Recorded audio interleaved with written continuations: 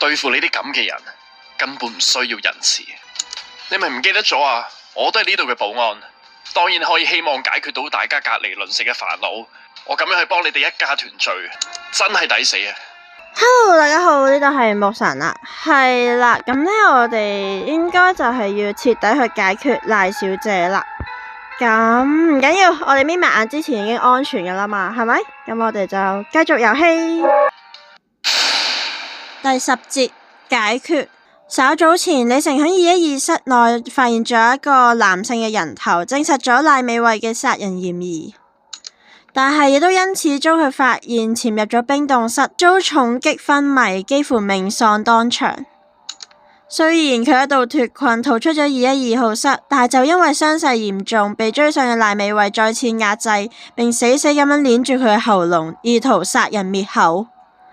就喺李成瀕臨斷氣之際，聽到佢微弱呼救聲嘅范宇火速趕到，關鍵一腳踢開咗賴美惠，總算令到李成可以死裏逃生，但係亦都已經陷入咗昏迷入邊啦，暈咗啊！又係你呢條友？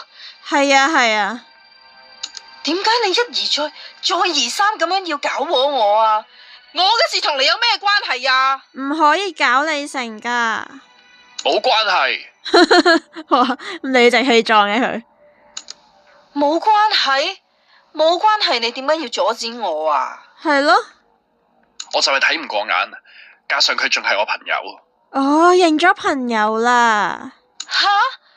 你癲咗啊？佢係你朋友，佢乜都唔係，你都一樣啊。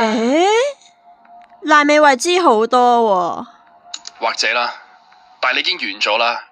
呢件事亦都冇繼續落去嘅必要，即係你嘅故事已經完咗啦。你講咩啊？咩完咗啊？咩啊？你係殺人犯，我哋已經揾到你嘅罪證。呢件事李成用佢自己嘅方法解決咗，所以呢個任務已經完成。吓！殺人犯？喂，佢笑得好奸喎，范宇你小心喎。你有咩證據證明人係我殺嘅？係咯，我收埋條屍都唔可以證明人係我殺噶。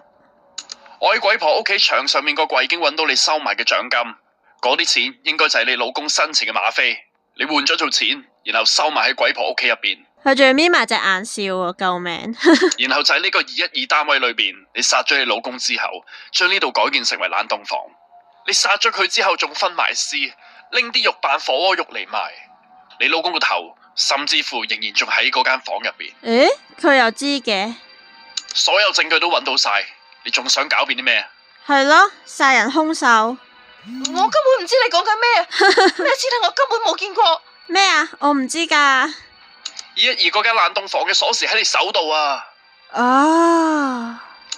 笑話，雪房嘅鎖匙唔係得我一個有，而且啊，嗰啲錢唔係喺我奶奶屋企揾到嘅咩？同我有咩關係啊？嗰啲係佢嘅。哇，咁佢奶奶都死咗啦。都有晒證據，你仲想抵賴？你真係好嘢啊！我冇講錯啊，點解唔可以係我奶奶殺人之後畏罪自殺啊？你有咩決定性嘅證據可以證明係我做啊？係喎，佢又真係冇喎。鬼婆因為生前行動唔方便，根本爬唔到上去牆上面個櫃度，你就將啲錢收埋喺嗰度，以為咁樣就可以萬無一失，避開啲警察嘅調查。你以為咁樣就可以逃過一劫咩？咁樣咪即係講得通，啲錢冇可能係鬼婆收埋嘅咯。佢點可能會殺人仲要拎埋啲錢啊？係咯。你喂，佢好醒喎佢。呢度唔係法庭，我都唔明點解仲要同你玩埋晒啲答辯遊戲。我想話你聽嘅係，我唔係李成。吓？咩意思啊？聽到咁樣，賴美惠面色卻變，終於露出咗驚慌嘅神情。佢猛然轉身，試圖逃跑。佢唔係李成，所以佢唔會喺度同你揾證據。佢會做衰嘢，佢冇嗰種道德感。嚟咯喎，係。但係佢啱啱一邁步，范宇已經閃身上前，一腳踢斷咗佢隻腳，再嚟狠狠咁一跌倒咗喺地下。對付你啲咁嘅人，根本唔需要仁慈。係啊，好型啊佢。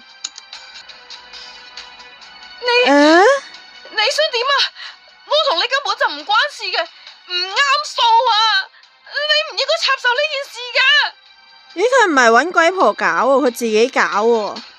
點解？邊個話唔得啦？係咯，邊個同我講啊？冇人同我講個規則喎。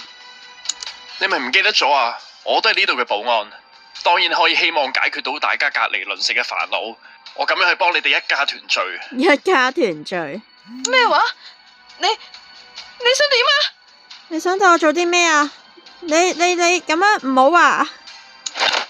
誒，范宇緩緩咁樣行到去賴美惠身前，俯身將佢身上面嗰個保命嘅法寶拎走咗，然之後就一把跌咗喺地下。唔好啊！冇啊！哇，鬼婆嚟啦！一直潛伏喺暗處嘅嗰對母子見到仇人失去咗護身之物，即刻如狼似虎咁樣撲咗上去。哇哦！哇！你小心喎！佢被活剝散吞，慘叫聲成為咗呢棟樓入邊唯一嘅樂章。兩隻惡鬼毫無保留咁樣宣泄住積壓多時嘅仇恨，而范宇只係冷眼旁觀，靜靜咁樣企喺側邊，目光毫無波瀾，睇住佢被撕成碎片。真係抵死啊！哇，咁鬼狠嘅佢！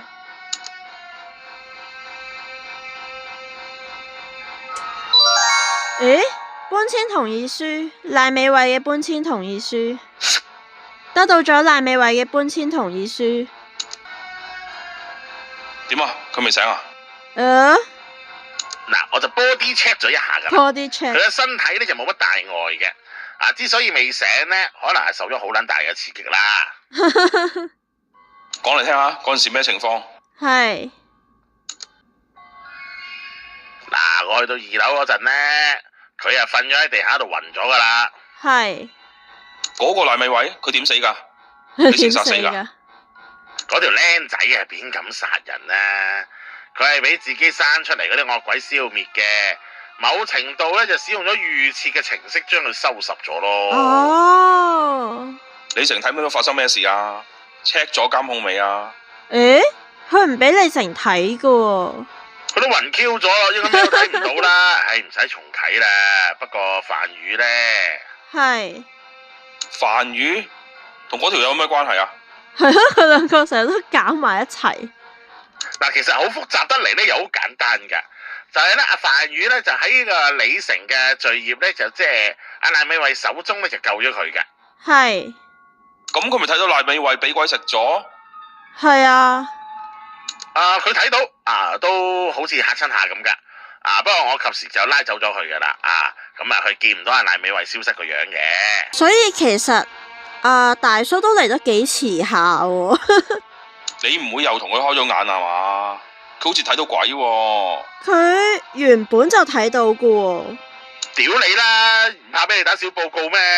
佢睇到鬼應該係本來就有陰陽眼嘅喎。但係佢又唔好賴仆係，街。佢又唔係樣樣都睇到喎。哼，你驚就好啦，你再亂嚟，我咪再督鳩你咯。喂呀！屌你啦！而家我咩都唔做啊，你滿意未啊？超驚。最好啊咁啦，嗱，而家李成昏迷咗，唔可以回搬。范宇個僆仔啊，你夾實啲啊！佢而家喺邊啊？向邊啊？咪喺外邊咯。陳伯沉思咗一陣，就走出咗呢個保安室，去揾范宇啊！響出邊嘅范宇見到係陳伯，面上面帶住驚魂未定嘅表情，只係陳強覺得佢係扮噶。係咯，佢邊係驚噶佢？喂，有嘢問你啊！係陳伯，陳伯，聽講你救咗李成喎，件事係點噶？我聽到佢求救聲，然後就見到賴美惠，佢喺度捏緊佢，所以我就阻止呢件事。係就一腳踢開咗佢，然後就見到，我冇諗過佢會咁樣死啊！賴美惠之後點啊？係咯，之後發生咗啲咩事啊？死咗啦，條屍搞掂咗啦。你哋揾到佢犯罪證據，警察都知噶啦。呢件案會當意外處理噶啦。係意外都係嘅，都冇可能同公眾解釋佢死成咁樣。但係佢點解會咁樣死？你冇諗咁多，呢個世界上好多嘢解釋唔到，唔想瀨嘢就唔好咁八卦。佢想知喎。我冇多管閒事，賴美惠呢條友係殺人犯，我同李成咁樣做，只係做應該要做嘅嘢。喂，佢好假喎而家。如果你哋唔係咁多管閒事啊，佢而家會瞓喺度咩？喂呀，你都唔搞鬼婆，咁唯有佢搞嘅啫。總之你之後就唔好搞咁多嘢，你唔好以為啊，你咩都唔使搞啊。係咯，你去7樓噶喎。但係陳伯，我喺呢度真係冇咩可以做，而且救人點講都係好事啊，係嘛？係咯，我幫咗人喎，助人為樂喎。冇嘢做，我而家俾啲嘢你做。係。 7樓新搬嚟嘅住客啊，你同佢哋啊簽翻份啊臨時居住協議翻嚟俾我。臨時居住。臨時居住協議咩嚟㗎？咩嚟㗎？佢哋住入嚟昌榮呢都有時限嘅，主要都係等佢哋簽晒啲協議書，時間一到就叫佢躝屍趌路啦。係。咁同李成之前要拎翻嗰張搬遷同意書有啲咩分別啊？都有嘅。你問咁多做咩啫？有冇分別？你都要同我搞掂翻嚟噶啦。你而家即刻幫我去搞掂佢。係，收到。好，你話點就點啊。范宇望咗一眼保安室，然之後就帶住不太甘願嘅面色踏上咗前往7樓嘅升降機。李道賢而家都從保安室度出咗嚟，咁啱呢就見到范宇離開嘅腳步。呢條咁嘅靚 can 咁啊，幫咗李成解決咗最難嗰件蛋散啊！呢一個真係天意嚟啦。最難㗎啦。天咩意啫？咩都關有天事，個天咪好撚忙。不過呢，冇諗到佢居然會諗到212同213相連噶喎。你話呢，點解佢會咁聰明嘅呢？因為有陳伯。李道賢講完之後，向陳伯打咗個眼色。陳伯雖然明知道佢嘅意思，但係又冇諗住順住佢嘅話題走喎，即係哼咗一聲。不過呢，你居然叫佢收咩臨時居住協議喎？冇可能做到噶。呢罪孽又唔似李成咁簡單，佢嗰個心魔非常複雜噶。我梗係知佢搞唔掂啦，我特登叫佢去。等佢唔使搞埋啲無聊嘢，節外生枝。總之呢，我吹緊上頭噶啦。時間一到呢，所有嘅麻煩友啊，都要接受審判啊。係。不過咁呢，都唔係壞事嚟嘅。我相信冥冥之中係自有主宰嘅。佢入得嚟呢度呢，佢應該係有個機緣去面對生前嗰啲事噶啦。係咯，都話范宇死咗噶啦。無論結果點都好啦，當俾個機會佢吧啦。係。屌，最鬼憎你啲破乸諗法啊！陳伯一面厭惡，唔想再同李道賢再講多半句，即刻消失咗喺空氣之中。屌，你個死老蝦咪一撚樣。係咯，佢都幫李成啊。如果范宇收到陳伯指示之後，就搭住電梯上咗7樓啦。哇！臨時居住協議呢舊嘢有咩用啊？哇！咁多朋友嘅你，不過佢哋竟然咁簡單就俾我趕咗過去，呢個地方真係夠寬鬆。唔係喎，而家唔係探討呢個問題嘅時候，我要盡快揾到缺口先得。話說呢度混咗咁多野鬼，唔怪之得唔可以同人開眼啦。但係李道賢居然破例同李成開咗眼，呢個係幫佢就係害佢啊！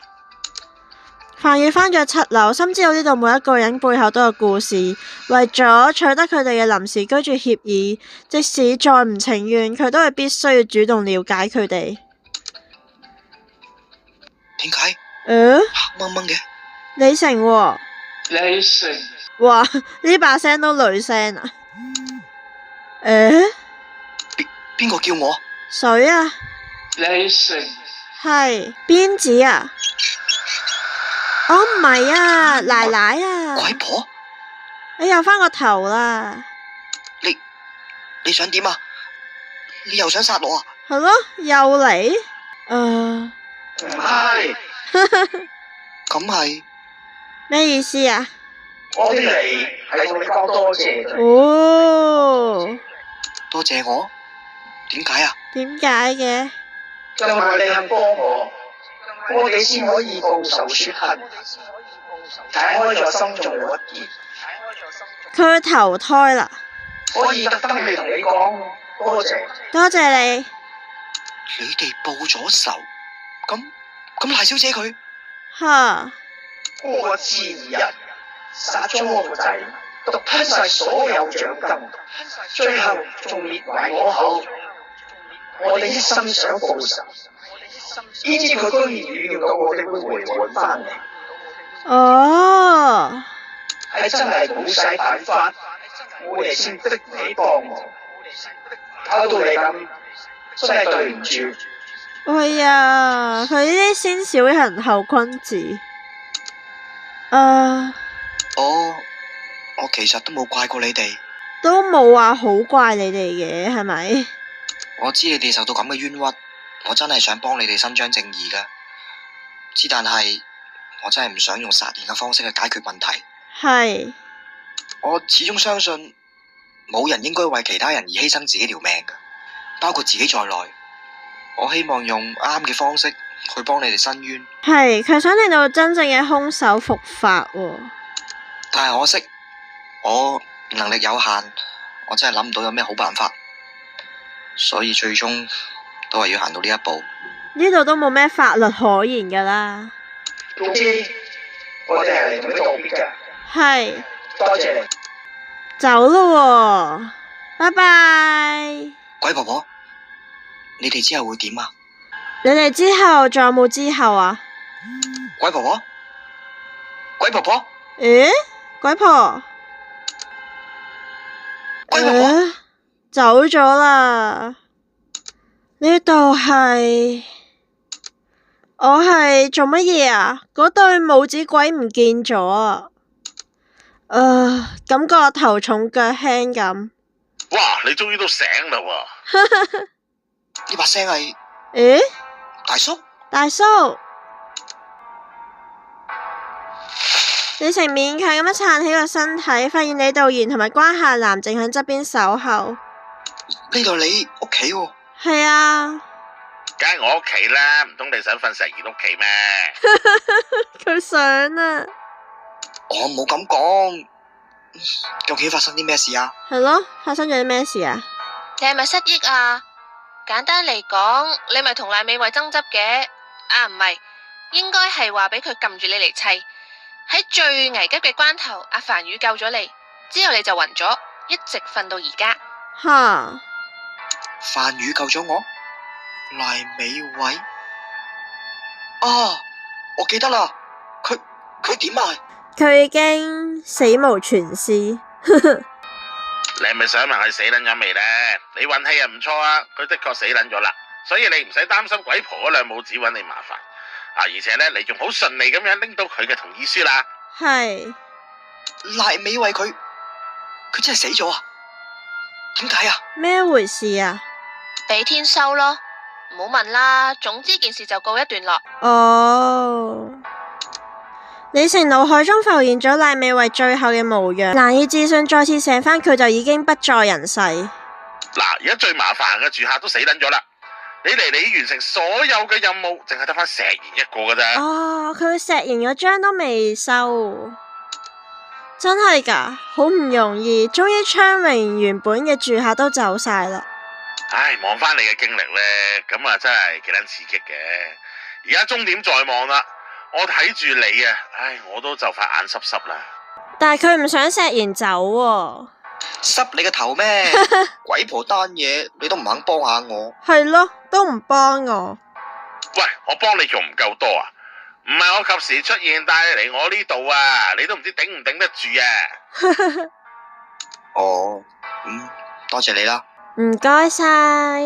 身體有冇咩唔舒服啊？冇啦，係嘛？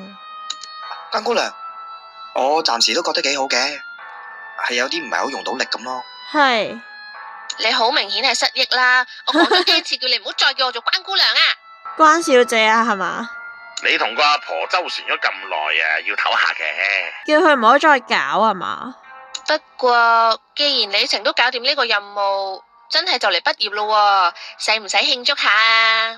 佢要同石妍慶祝。畢業？畢業？啱啊！你負責嘅居民都差唔多搬走晒啦，得翻嗰個咩石妍小姐，唔係就畢業啦咩？吓？唔係啊，大叔同你都未搬啊嘛，唔係咩？而且仲有嗰啲新住客呢。哦。我差唔多噶啦，同意書啲咩我都俾晒阿陳伯噶啦，係你可以問下佢嘅。咁我就更加唔關事啦，我只係委員會派嚟幫大家手，隨時都可以走。吓。至於嗰啲新住客，陳伯唔係講過唔使你擔心啦咩？你嘅工作就剩翻石妍嗰份同意書咋。係。咁樣啊？咁樣啊？頭先唔係話要慶祝咩？呢度點慶祝啊？呢個有計喎。咩事？完咯，即係下一章我哋去慶祝咯，係咪啊？就係下一章係范宇同埋七樓嗰堆人啊？唔知喎，唔緊要啦，我哋下次又睇埋落去，拜拜。每一天一天，仿佛在訓練，有種感覺不太真實，只是想尋找夢境中環繞無比超納的心跳，好像在蹦蹦跳。